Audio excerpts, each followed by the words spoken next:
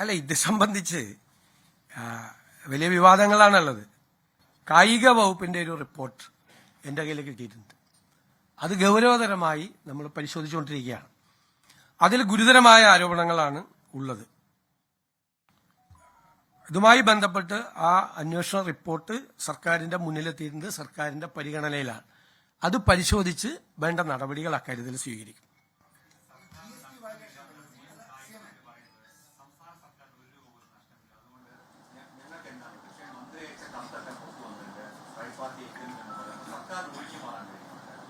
സർക്കാരിനെ ഒഴിഞ്ഞുമാറാൻ കാരണം സർക്കാർ ഇതിന്റെ ഭാഗമല്ല. കേരളത്തിൽ വന്ന് മെസ്സി കളിക്കും എന്ന് പറഞ്ഞ് ഇപ്പൊ ഇത് തന്നെ കൊടുത്തത് ഇവരുമായിട്ട് എഗ്രിമെന്റ്, അർജന്റീനൻ ഫുട്ബോൾ അസോസിയേഷനുമായിട്ട് എഗ്രിമെന്റ് വെക്കാൻ ഒരു സ്വകാര്യ സ്ഥാപനത്തിന് അനുമതി കൊടുത്തതിന്റെ പ്രൊസീജിയർ എന്തായിരുന്നു പ്രൊസീജിയർ?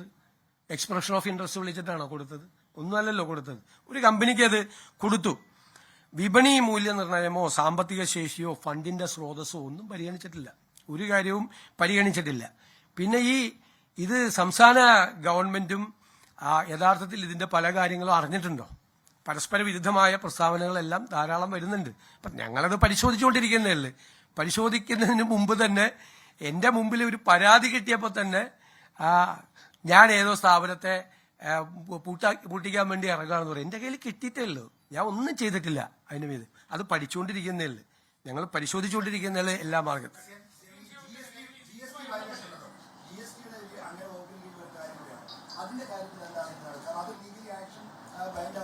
അത് പ്രഥമ റിപ്പോർട്ടുകൾ ഞങ്ങൾ ശേഖരിച്ചിട്ടുണ്ട്. അതനുസരിച്ച് ഗുരുതരമായ ക്രമക്കേട് അക്കാര്യത്തിലുണ്ട്.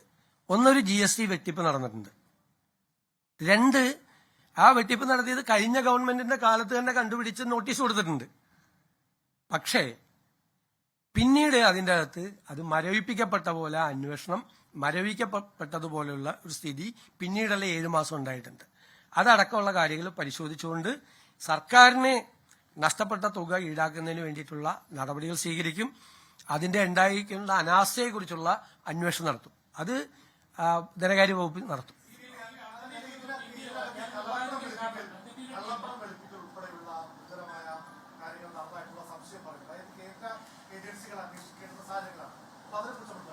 അത് നമ്മൾ എല്ലാ കാര്യങ്ങളും പരിശോധിച്ചിട്ടുള്ള ഉചിതമായ നടപടി സ്വീകരിക്കുക. കാര്യത്തിൽ ഗുരുതരമായ ആരോപണങ്ങളാണ് അതുമായി ബന്ധപ്പെട്ട് വന്നിട്ടുള്ളത്, ശ്രദ്ധയിൽപ്പെട്ടിട്ടുള്ളത്. പരിശോധിച്ച് ഉചിതമായ നടപടികൾ സ്വീകരിക്കും.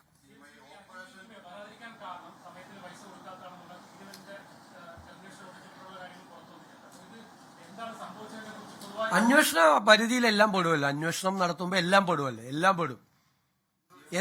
എത്ര രൂപ അവിടെ കൊടുത്തിട്ടുണ്ട്, അതിന്റെ ആ ഫണ്ടിന്റെ സോഴ്സസ് എന്താണ് എന്നൊക്കെ അറിയണമല്ലോ. ഒരുപാട് കാര്യങ്ങൾ അറിയാനുണ്ട്.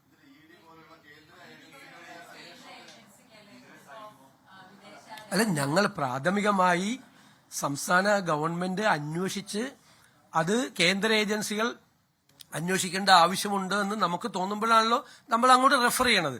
പ്രാഥമികമായ പരിശോധനകൾ പൂർത്തിയാക്കിയിട്ടാണ് ഏത് തരത്തിലുള്ള അന്വേഷണം വേണമെന്ന് തീരുമാനിക്കുന്നത്. അത് ഈ പറയുന്നത് പോലെ FCRI ആക്ടിന്റെ വയലേഷനോ അങ്ങനെ എന്തെങ്കിലും സംഭവങ്ങൾ ഉണ്ടെങ്കിൽ അപ്പോൾ ആലോചിക്കും. ഇപ്പോൾ നമ്മൾ ഇത് പരിശോധിച്ചുകൊണ്ടാണ്.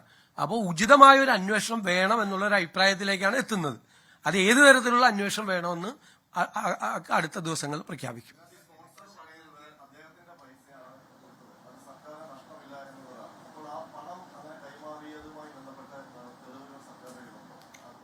അല്ല, അതെല്ലാം നമ്മൾ പരിശോധിച്ചുകൊണ്ടിരിക്കുകയാണ്.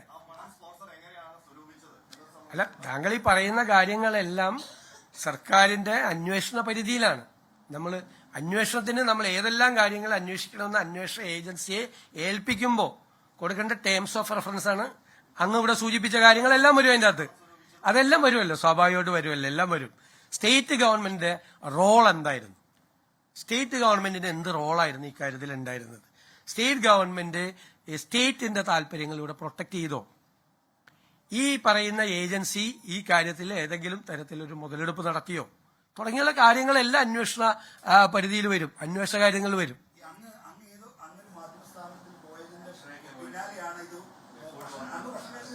അത് ഞാൻ മനോരമയിൽ എന്തിനാണെന്ന് പറഞ്ഞത്, മലയാള മനോരമയിൽ നമ്മൾ ആദ്യമായിട്ടാണ് പോകുന്നത്. അതിനു മുമ്പ് ഞാൻ മാതൃഭൂമിയിൽ പോയിട്ടുണ്ടായിരുന്നു. ഇത് മനോരമയിൽ മാത്രമല്ലല്ലോ വാർത്ത വന്ന, എല്ലാ പത്രത്തിലും വന്നു. അതും ഇതുമായിട്ട് ഇത് നേരത്തെ ഉള്ള കാര്യമല്ലേ, നേരത്തെ തന്നെ അന്തരീക്ഷത്തിലുള്ള കാര്യമല്ലേ, എല്ലാവർക്കും അറിയാമല്ലോ.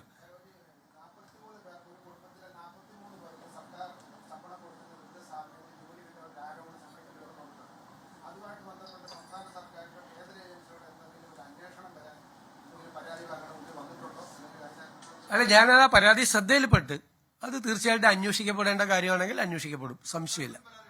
അല്ല, എന്റെ മുമ്പിലൊന്നും പരാതി വന്നില്ല, പത്രത്തില് വന്നില്ല. അത് നമ്മുടെ ജോലിയല്ലല്ലോ. നമ്മുടെ പരിധിയിൽ വരുന്ന കാര്യമാണെങ്കിൽ മാത്രമേ ഉള്ളൂ. നമ്മുടെ പരിധിയിൽ വരുന്ന കാര്യമാണെങ്കിൽ മാത്രമല്ലേ നമ്മൾ അന്വേഷിക്കും. ഞാനിങ്ങനെ പത്രവാർത്ത കണ്ട മാത്രമല്ല, എന്റെ മുമ്പിൽ പരാതിയൊന്നും വന്നില്ല.